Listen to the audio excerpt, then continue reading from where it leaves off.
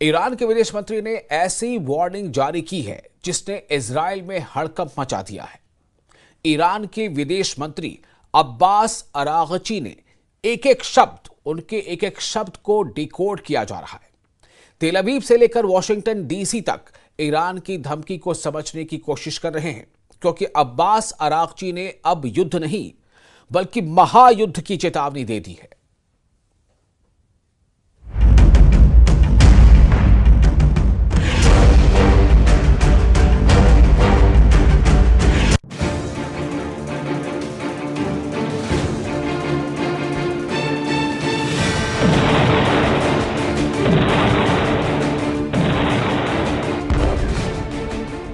जिससे भी लग रहा है कि युद्ध खत्म हो गया, गाजा में धमाके खामोश पड़ चुके हैं, जिसे भी लग रहा है कि सीरिया में शांति आ चुकी है, लेबनान में हिजबुल्ला हथियार डाल चुका है, इजराइल का ऑपरेशन ठंडा पड़ चुका है, उसको चौंकाने वाली खबर ऐसी आई है कि 2025 की शुरुआत बहुत डराने वाली होगी।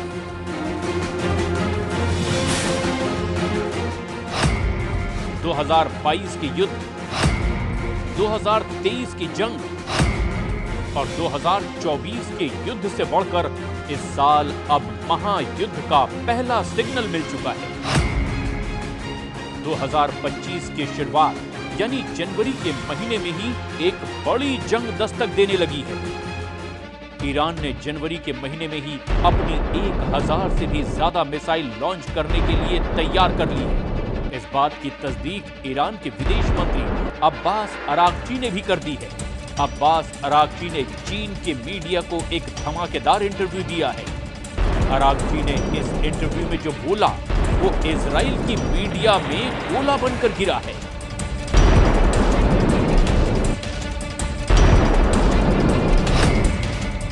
इसीलिए इसे अरागची का अंगार कहा जा रहा है। अरागची के अंगारे में इतनी आग है कि पूरा पश्चिम एशिया नए युद्ध में जल सकता है।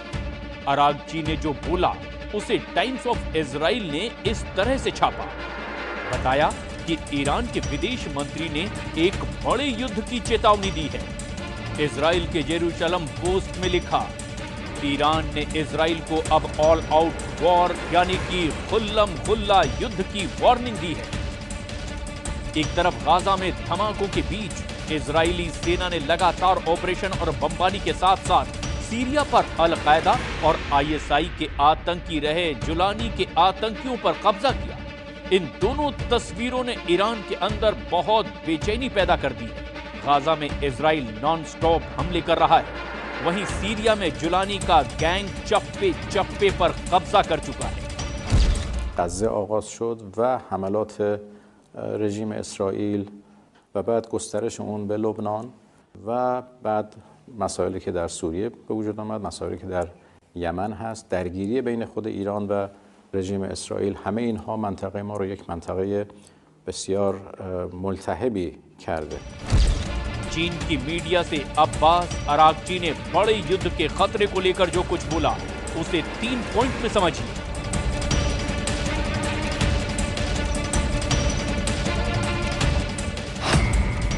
अरागची ने कहा कि ईरान भविष्य में इजराइल के किसी भी हमले के लिए तैयार है। अरागची ने कहा कि उम्मीद है कि इजराइल गलत कदम नहीं उठाएगा। अरागची ने कहा कि इजराइल ने हमला किया तो महायुद्ध होने की 100% गारंटी है।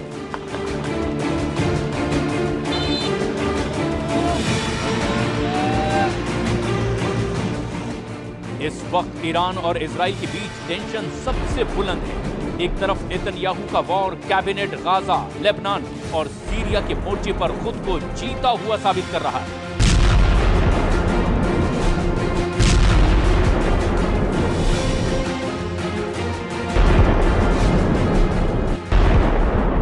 तो वहीं दूसरी तरफ ईरान के सर्वोच्च नेता अली खामनेई ने सीरिया में इजराइल और आतंकी ग्रुप हयात तहरीर अल शाम के सरगना जुलानी को सबक सिखाने वाले मिशन पर अपनी मुहर लगा दी है।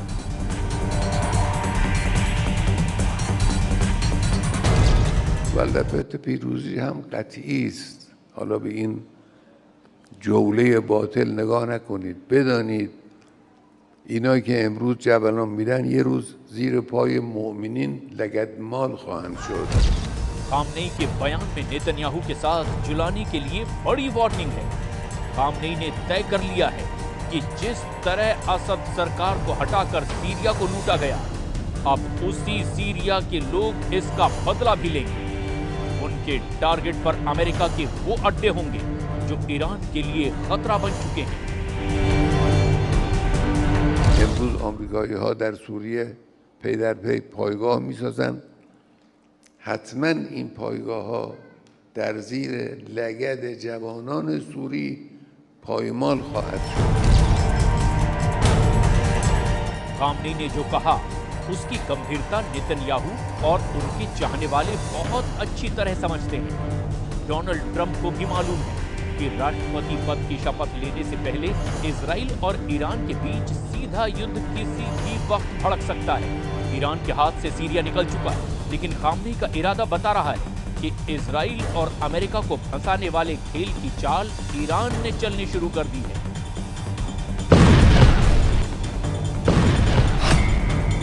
ईरान के सर्वोच्च नेता अली खामनेई के जनरल हुसैन सलामी कह चुके हैं कि इजराइल को सीरिया में दफन कर देंगे।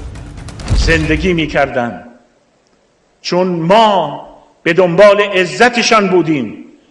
ما نرفته بودیم تا بخشی از خاک سوریه را منضم به خاک خودمان کنیم. نرفته بودیم تا آنجا را میدان جستجوی منافع بلند پروازانه و زیاده خواهانه خود قرار دهیم. वैसे नुकसान में सिर्फ ईरान है, ऐसा नहीं है। गाजा में हजारों बम गिराए जाने और हजारों जान जाने के बाद भी नेतन्याहू अपने युद्ध में पूरी तरह नाकाम साबित हो रहे हैं। गाजा में जारी इजराइल की बमबारी के बीच इजराइल की सबसे बड़ी चुनौती गाजा पर पूरी तरह कंट्रोल करना है।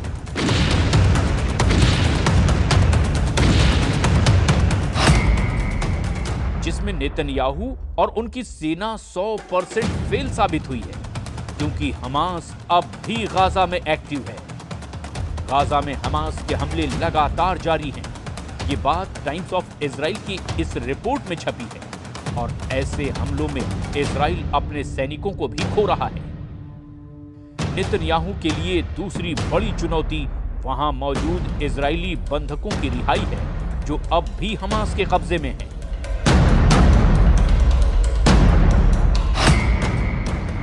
इसमें भी नेतन्याहू और उनकी बहुत ही आधुनिक सेना 100% फेल साबित हुई है। इजरायली बंधक अब भी हमास के कब्जे में हैं। इजरायली अखबार हॉरेट्स में छपी खबर बताती है कि नेतन्याहू पर दबाव बढ़ाने की कोशिश हो रही है।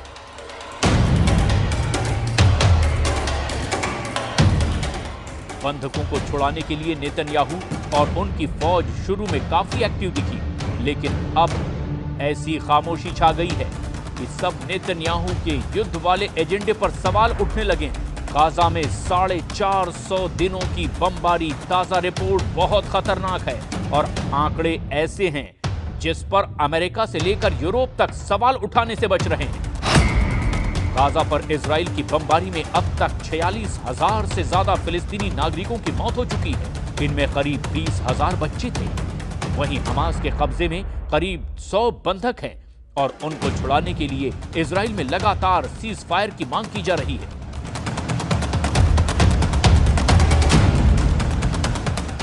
तेल अवीव में अब नेतन्याहू के खिलाफ लगातार प्रदर्शन हो रहे हैं। हंगामा, शोर और नारेबाजी के साथ नेतन्याहू और उनकी वॉर कैबिनेट को जगाने की कोशिश हो रही है। लेकिन नेतन्याहू सरकार की चुप्पी ने लोगों को भड़का दिया है। तेल अवीव में जुटे ये वो लोग हैं जिनमें ज्यादातर बंधकों के रिश्तेदार हैं।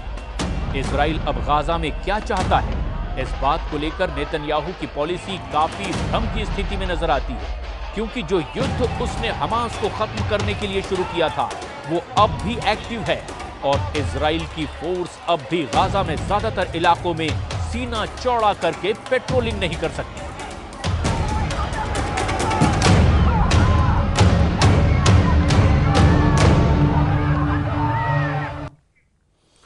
और सीरिया को खोने के बाद ईरान बहुत ज्यादा परेशान है। सीरिया फ्रंट पर पुतिन से भी ईरान को मायूसी मिली है।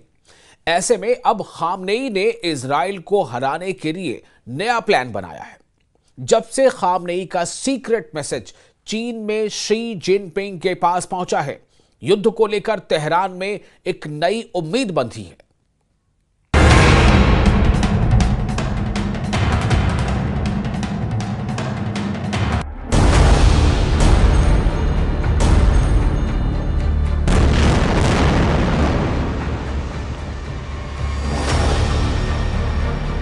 क्या ईरान ने मास्टर स्ट्रोक चल दिया है? क्या ईरान ने इजराइल को बड़े युद्ध में फंसा दिया है? क्या ईरान ने चीन के साथ सबसे बड़े युद्ध की डील कर ली है? पश्चिम एशिया की जंग में क्या जिनपिंग की एंट्री हो चुकी है? क्योंकि ईरान की तरफ से ऐसा इशारा किया जा रहा है। ईरान जानता है कि नेतन्याहू की असली ताकत अमेरिका है और जब तक अमेरिका के मुकाबले में बड़ी ताकत को नहीं लाया जाएगा, तब तक इजराइल को हराना आसान नहीं। वहीं इसमें भी कोई शक नहीं कि ट्रंप की व्हाइट हाउस में वापसी से इजराइल और मजबूत होगा, इसकी पूरी गारंटी है।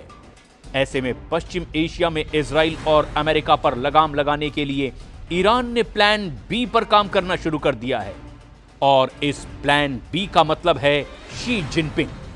ईरान ने कहा है कि चीन के पूरे पश्चिम एशिया में सबसे बेहतर रिश्ते हैं और चीन का दखल दुनिया के कई इलाकों में शांति ला सकता है।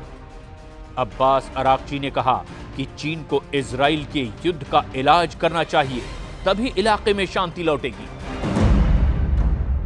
चीन میتونه قدرت ایفای نقش سیاسی در منطقه برای حل و فصل اختلافات، برای کمک به کشورهای منطقه در جهت رسیدن به راه حل‌های مسالمت آمیز برای اختلافات خودشون کمک بکنه چین و جمهوری اسلامی ایران به سهم خودش از این حرکت استقبال میکنه و آمادگی همکاری رو داره. चीन की एंट्री कराना इजराइल के खिलाफ ईरान का बहुत ही खतरनाक प्लान माना जा रहा है। सीरिया का भी इलाज ईरान ने ढूंढ निकाला है। खामनेई ने जुलानी और नेतन्याहू के अलावा अमेरिका को भी सीरिया में हराने के लिए प्लान तैयार कर लिया है। इजराइल इस वक्त गाजा पर लगातार हमले कर रहा है। दक्षिण लेबनान में अब भी इजराइल की फोर्स एक्टिव है और इसे लेकर हिजबुल्लाह ने फिर से युद्ध शुरू करने के सिग्नल देने चालू कर दिए।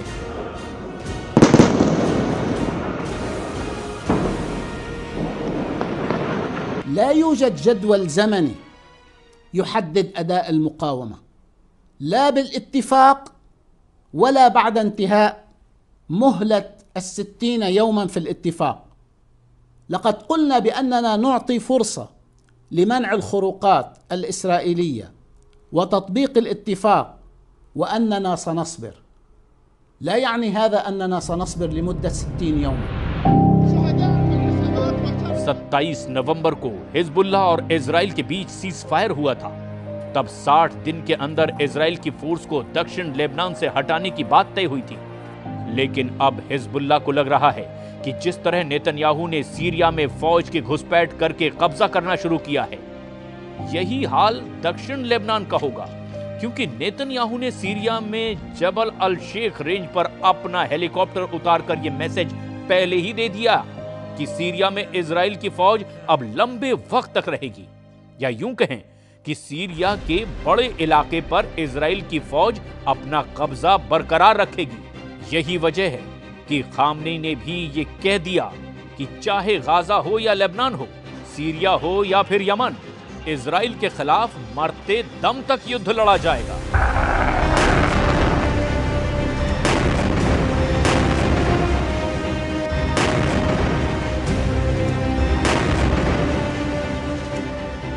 هر خونی که